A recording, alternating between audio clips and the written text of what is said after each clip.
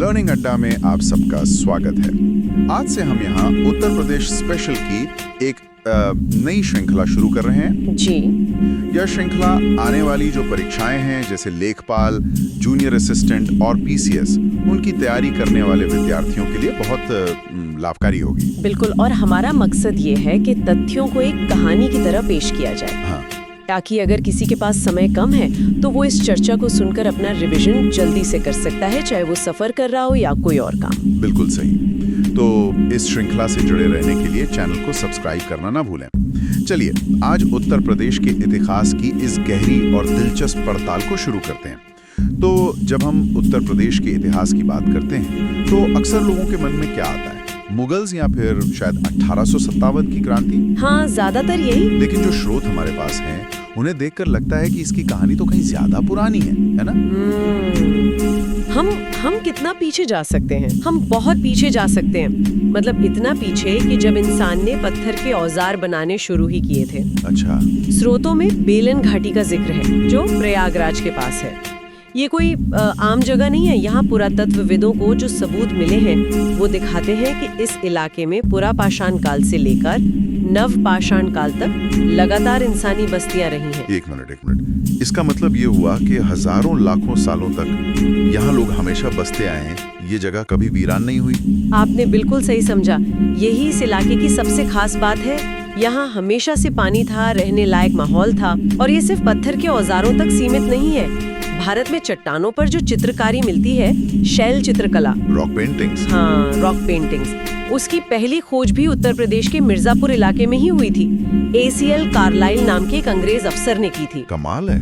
तो मतलब यूपी कला और संस्कृति का केंद्र हमेशा से रहा है। अच्छा, स्रोतों में तांबे के उपकरणों का भी जिक्र है।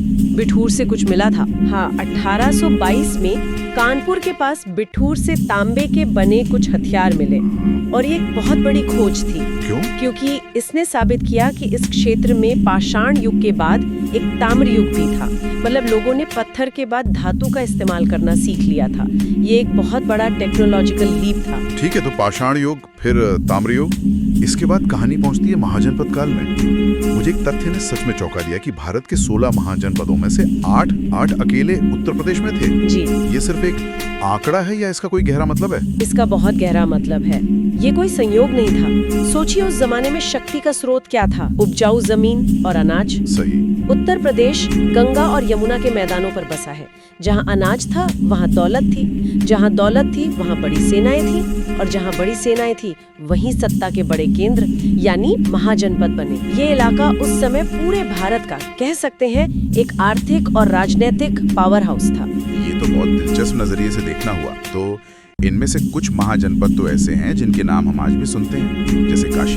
बिल्कुल, काशी जिसकी राजधानी वाराणसी थी, शूरसेन जिसका केंद्र आज का मथुरा है, कोसल जो आज का अवध क्षेत्र है, वत्स जो प्रयागराज के पास था, ये सब बड़े और शक्तिशाली राज्य थे। इन शहरों का हजारों साल पुराना होना ही उत्तर प्रदेश के इतिहास की गहराई को बताता है। और यहीं से उत्तर प्रदेश की कहानी में एक और बड़ा अध्याय जुड़ता है, बौद्ध धर्म का। हाँ। मुझे पढ़कर हैरानी हुई कि महात्मा बुद्ध के जीवन की लगभग हर बड़ी घटना उत्तर प्रदेश से ही जुड़ी है।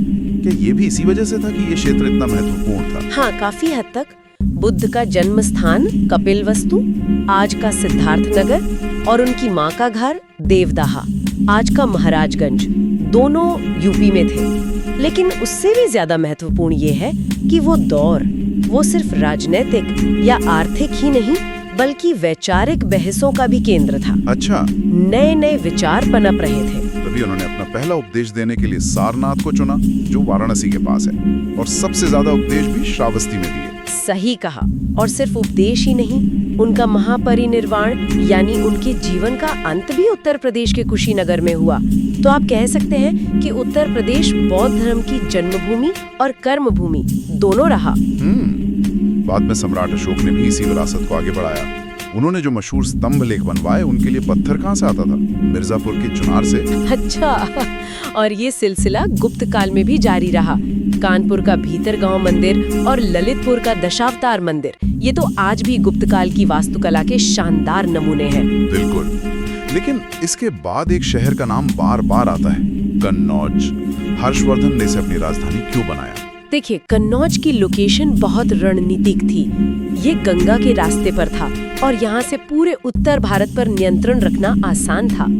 हर्षवर्धन के समय में कन्नौज की वही हैसियत थी जो आज दिल्ली की है। मतलब शक्ति का केंद्र, शक्ति का प्रतीक, इतना बड़ा कि हर्षवर्धन के बाद इस एक शहर पर कब्जा करने के लिए 3 बड़ी शक्तियों के बीच, बंगाल के पाल, गुजरात राजस्थान के प्रतिहार और दक्षिण के राष्ट्रकूटों के बीच लगभग 200 साल तक लड़ाई चली।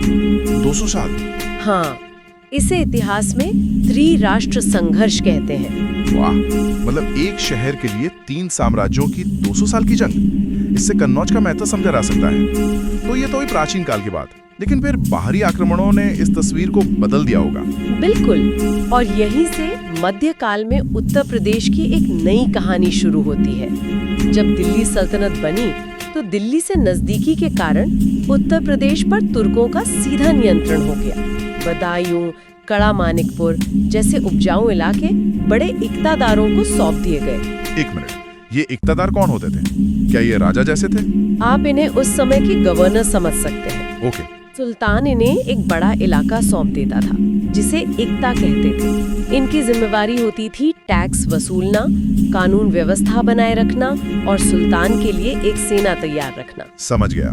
इसके बाद जौनपुर में शर्की राजवंश का उदय हुआ, जो कला और शिक्षा का एक बड़ा केंद्र बना। लेकिन फिर आगरा शहर की स्थापना हुई और उत्तर प्रदेश का गौरव वापस लौटा। सिकंदर लोदी ने इसे अपनी राजधानी बनाया। पर असली रौनक तो मुगलों के आने के बाद आई होगी, है ना? खासकर अकबर के समय में। हाँ, अकबर ने तो आगरा के पास फतेहपुर सीकरी नाम का एक पूरा शहर ही बसा दिया और उसे अपनी राजधानी बना लिया। हाँ, वो तो है। ये उत्तर प्रदेश के लिए एक सुनहरा दौर था।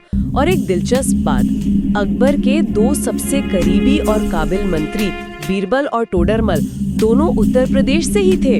अरे वाह, ये तो मुझे नहीं पता था। हाँ, बीरबल जलौन के कालपी से और टोडरमल सीतापुर के लहरपुर से थे। अकबर ने तो फतेहपुर सीकरी को राजधानी बनाकर उत्तर प्रदेश को इतना महत्व दिया, तो फिर ऐसा क्या हुआ कि शाहजहां ने राजधानी हमेशा के लिए आगरा से दिल्ली शिफ्ट कर दी? ये एक बहुत अच्छा सवाल है। इसके कई कारण थे। एक तो ये कि आगरा की गलियां तंग थीं, सेना की आवाजाही में दिक्कत होती थी। दूसरा, दिल्ली की लोकेशन यमुना किनारे, व्यापार और रणनीति दोनों के लिहाज से बेहतर थी। लेकिन इसका एक बड़ा असर ये हुआ कि उत्तर प्रदेश का राजनीतिक महत्व थोड़ा कम हो गया।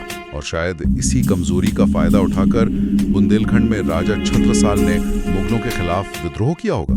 बिल्कुल, औरंगजेब के समय में छत्रसाल ने लगभग 50 साल तक मुगलों को चैन से नहीं बैठने दिया। इस लड़ाई में उनकी मदद की मराठा पेशवा बाजीराव ने, और इसी घटना ने मराठों के लिए उत्तर प्रदेश के दरवाजे खोल दिए। अच्छा, तो यहीं से मराठों की एंट्री हुई? हाँ, कानपुर के पास बिठूर मराठों का एक प्रमुख केंद्र बन गया और इस बात का असर हमें आगे चलकर 1857 के संग्राम में भी साफ दिखाई देता है। अगर ये जानकारी उपयोगी लग रही है और परीक्षा की तैयारी के लिए ऐसे और तथ्य कहानियों के रूप में सुनना अच्छा लग रहा है, तो कृपया इस वीडियो को लाइक जरूर करें। इससे हमें बहुत प्रोत्साहन मिलता है। अब आते हैं कहानी के सबसे रोमांचक हिस्से पर, आधुनिक काल और आजादी की लड़ाई। जब 1857 की क्रांति का जिक्र होता है तो मंगल पांडे का नाम आता है, जो बंगाल की बैरकपुर छावनी में थे। जी। लेकिन स्रोतों को देखें तो लगता है कि क्रांति की असली रणभूमि तो उत्तर प्रदेश ही था। आप इसे रणभूमि नहीं बल्कि क्रांति का एपिसेंटर या केंद्र कह सकते हैं। मेरठ, लखनऊ, कानपुर, झांसी, बरेली, ये सारे बड़े केंद्र उत्तर प्रदेश में ही थे। दरअसल इस पूरे विद्रोह की योजना बिठूर में नाना साहेब के मंत्री अजीमुल्ला खान ने बनाई थी। उन्होंने लंदन में बैठकर सतारा के वकील रंगोजी बापू के साथ मिलकर एक देशव्यापी क्रांति की तारीख तय की थी, 31 मई 1857। लेकिन क्रांति तो समय से पहले ही शुरू हो गई, 10 मई को मेरठ में। हाँ, मेरठ में सिपाहियों ने चर्बी वाले कारतूसों के खिलाफ विद्रोह कर दिया और मारो फिरंगी को का नारा गूंज उठा। एक दिन में मेरठ आजाद हुआ और अगले दिन 11 मई को ये क्रांतिकारी दिल्ली चलो के नारे के साथ दिल्ली पहुंच गए। मतलब बहुत तेजी से फैली ये आग। इतनी तेजी से कि इटावा के कलेक्टर एओ ह्यूम, जिन्होंने बाद में कांग्रेस की स्थापना की, उन्हें एक महिला का वेश बनाकर अपनी जान बचाकर भागना पड़ा था। क्या बात है। ये सोचना भी मजेदार है कि जो अंग्रेज बाद में भारतीय राष्ट्रीय कांग्रेस की स्थापना में मदद करता है, उसे खुद एक भारतीय महिला के वेश में भागना पड़ा। बिल्कुल। और इस संग्राम में उत्तर प्रदेश की वीरांगनाओं के योगदान को तो कभी भुलाया ही नहीं जा सकता। लखनऊ में बेगम हजरत महल, जिन्हें महकपरी भी कहते थे, उन्होंने अपने बेटे को नवाब घोषित करके अंग्रेजों से लोहा लिया। और झांसी में रानी लक्ष्मीबाई के साथ साथ झलकाली बाई का नाम भी अमर है। बिल्कुल, जिन्होंने रानी का वेश बनाकर अंग्रेजों को चकमा दिया। लेकिन एक कहानी जो दिल दहला देती है, वो है नाना साहब की 11 साल की बेटी मैना की। हाँ? कानपुर के बिठूर में जब अंग्रेजों ने नाना साहब के बारे में पूछा, तो उस बच्ची ने बताने से इनकार कर दिया। गुस्से में अंग्रेजों ने उसे महल के अंदर ही जिंदा जला दिया। बहुत ही दर्दनाक।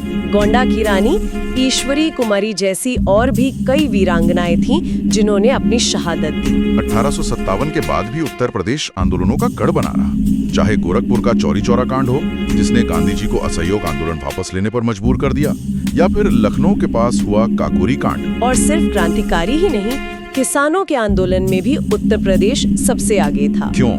इसकी क्या वजह थी? वजह थी अंग्रेजों की जमींदारी व्यवस्था, जिसने यहाँ के किसानों को बर्बाद कर दिया था। इसी के खिलाफ 1918 में यूपी किसान सभा बनी। फिर 1920 में बाबा रामचंद्र ने अवध किसान सभा बनाई। प्रतापगढ़ में तो किसानों ने नाई धोबी बंद आंदोलन चला दिया। अच्छा, मतलब वो जमींदारों के यहाँ काम ही नहीं करेंगे। बिल्कुल। और मदारी पासी का एका आंदोलन भी था। हाँ, एका आंदोलन, जो हरदोई, बहराइच, सीतापुर जैसे इलाकों में फैला। और ये सिलसिला 1942 के भारत छोड़ो आंदोलन तक चला, जब बलिया में चित्तू पांडे के नेतृत्व में कुछ दिनों के लिए एक स्वतंत्र अस्थायी सरकारी बना दी गई थी। वाह। ये उस समय के साहस का बहुत बड़ा प्रतीक है। तो आज हमने देखा कि उत्तर प्रदेश का इतिहास कितना गौरवशाली और घटनाओं से भरा रहा है। पुरा पाषाण काल से लेकर आजादी की लड़ाई तक ये जमीन हमेशा इतिहास के केंद्र में रही है। और कुछ छोटे छोटे तथ्य भी हैं जो बहुत दिलचस्प हैं। जैसे, क्या लोगों को पता है कि सेना और पुलिस में इस्तेमाल होने वाला नारा जय हिंद इलाहाबाद के रहने वाले श्रीधर पाठक ने दिया था? ये तो बहुत कम लोग जानते होंगे, है ना? और हमारा झंडा गीत विजयी विश्व तिरंगा प्यारा, झंडा ऊंचा रहे हमारा, भी कानपुर के श्यामलाल गुप्त पार्षद जी ने लिखा था। ये छोटी छोटी बातें दिखाती हैं कि देशभक्ति और संस्कृति इस प्रदेश की मिट्टी में कितनी गहराई तक बसी हुई है। बिल्कुल। आज की इस पूरी चर्चा को देखें तो एक बात साफ होती है कि उत्तर प्रदेश प्राचीन काल से लेकर आजादी की लड़ाई तक हमेशा सत्ता, संघर्ष और संस्कृति का एक केंद्रीय मंच रहा है। यहाँ से उठी आवाजों ने हमेशा पूरे देश की दिशा तय की है। तो ये एक विचारणीय प्रश्न है कि क्या आज भी आधुनिक राजनीति और समाज में हमें उसी ऐतिहासिक विरासत और पहचान की गूंज सुनाई देती है? बिल्कुल, एक बहुत ही जरूरी सवाल है ये सोचने के लिए। देखने के लिए धन्यवाद। अगर आपको ये जानकारी पसंद आई हो तो इसे लाइक और शेयर करें, और हमारे चैनल लर्निंग अड्डा को सब्सक्राइब करना न भूलें। जय हिंद।